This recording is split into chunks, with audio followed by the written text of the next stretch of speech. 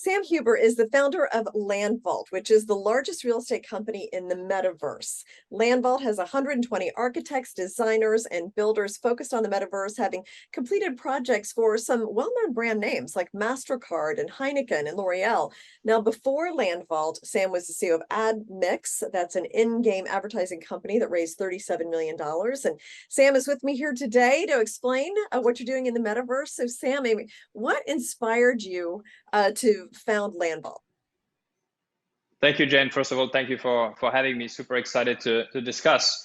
Actually, my path was through the creation of AdMix, and AdMix ended up acquiring LandVault as a way to transition from the gaming world into the metaverse, taking the next step. But what inspired me to create AdMix in the first place is I'm a creator. I used to actually build games. Being a game developer myself, I had a small game development studio. And before founding AdMix, I remember being quite frustrated with the lack of tools that were available to creators like myself to actually monetize the content that we created. And so I decided to build my own. And the concept was basically to create a world where advertising wouldn't be that terrible and would be more integrated with the content. So instead of playing a game and being interrupted by a video, then the video might be integrated on a billboard, or it might be your shirt, the shirt of your avatar that is branded, trying to create a much more native way for brands to interact with virtual worlds. That's really interesting. So you saw a gap in the market where advertising would be a growing industry in the metaverse.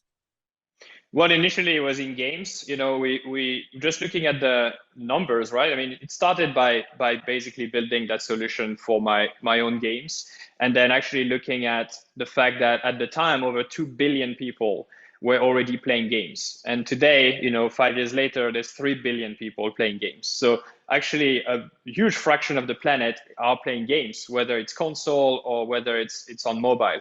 Oh, So yeah. that's a huge audience. It's an audience that is as big as Facebook, for example. But brands are somehow not involved with it.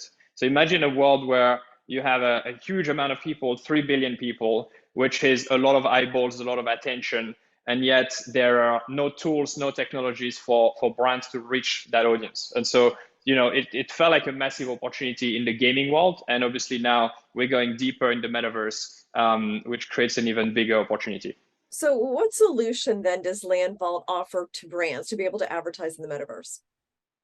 So actually now the solution goes way beyond advertising. We actually like to say that advertising was very much a Web 2 term, but that in Web 3, because you can be a lot more creative, it's more about brand experiences, not purely advertising, because advertising has this negative connotation to it.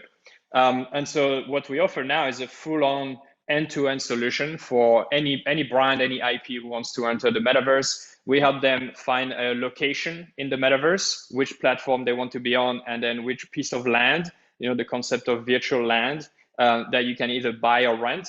And then we have these 120, designers, architects, game developers that can help get their project from a vision up to, fully executed. And that could be wanting to build a stadium in the metaverse to host the streaming of football games, or it could be a concert hall, or it could be building a shop of a product. And so that's basically what our team does, is able to conceptualize and build those experiences in the virtual world. And then we have the technology to then turn those into businesses by monetizing them. Yeah. Now, how do you think, like, the people call the metaverse like the new internet or Web3, things like that? How do you think that's going to look? Why do you have so much faith in this and where it's going?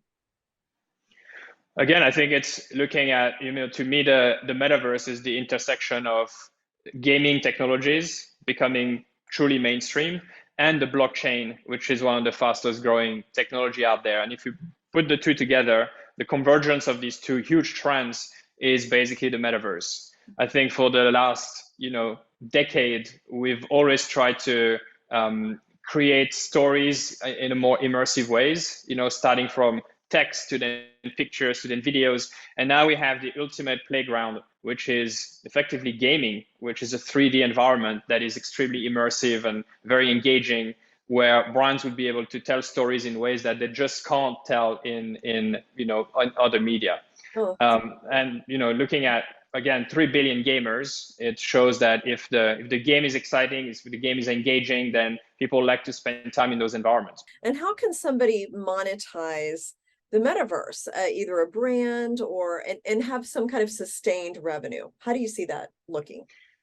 The blockchain basically enables those business models to happen. The blockchain is that transactional engine that is part of the metaverse already, and therefore transactions are basically natively integrated within the fabric of that internet. So if you want to sell a product, or whether it's an NFT or not, the transactional engine, the payment processing, if you will, is already integrated within the metaverse. So we see a huge opportunity for e-commerce, whether it's selling digital product or physical products, and then of course advertising, getting experiences sponsored by other brands, not just through traditional advertising, but by brands actually sponsoring a part of the experience or building custom assets. That's also a big part of the business today.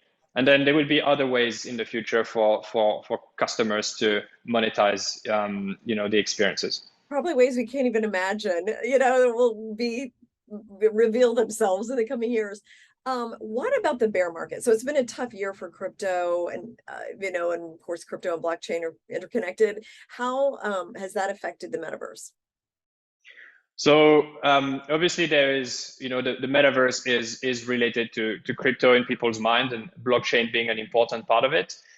What we found though is that what really matters to brands that are entering the metaverse today, which are effectively the first customers of the metaverse, is that the metaverse is a new social media channel. It's a new channel for them to reach that audience. And just like they entered Facebook and then Instagram and are now looking at TikTok, they also need to enter the metaverse because a new audience, Generation Z, Generation Alpha, are going to be the citizens of this new environment.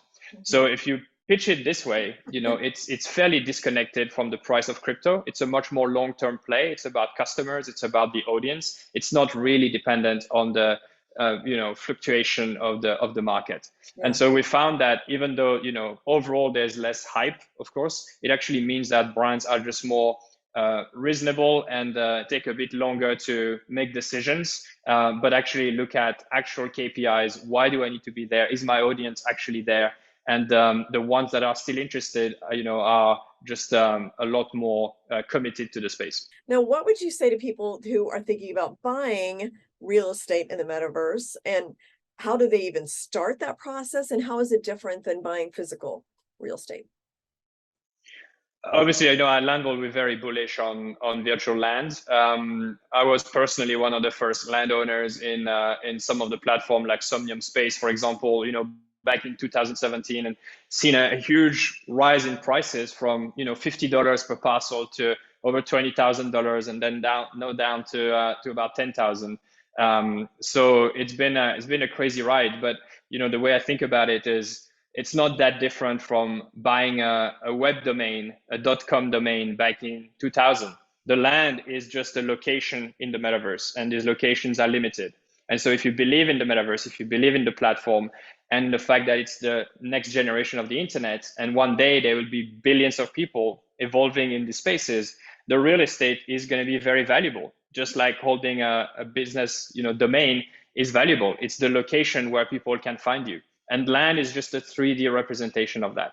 Yeah. So, for us, that's the real fundamental. Of course, there's hype. Of course, most of the price is currently driven by speculation. But if you remove that and really look at the fundamentals and believe that the metaverse, one day will have billions of people making transaction, meeting friends, basically evolving as they are currently in the internet, this seems like still a very good investment to make. Yeah, it's kind of like a parallel world that, we'll move back and forth between. Is anything in the pipeline for LandVault? So, we are literally just a few months in from our transition from Admix, gaming company, now into the metaverse. Already done about 200 projects, bringing some of the biggest brands in the world.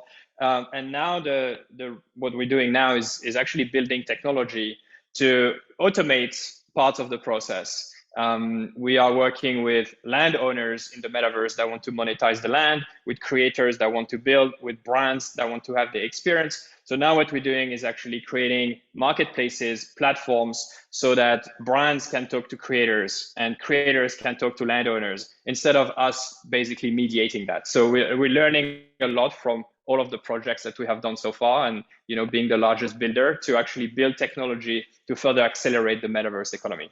Yeah. And as part of that, we're releasing a protocol which we aim to become a standard for production and monetization of metaverse experiences. Okay, absolutely fascinating, Sam, to hear about this and to hear what you're doing. And it's going to be amazing to watch this over the next few years. Thank you, Jane. Thank you.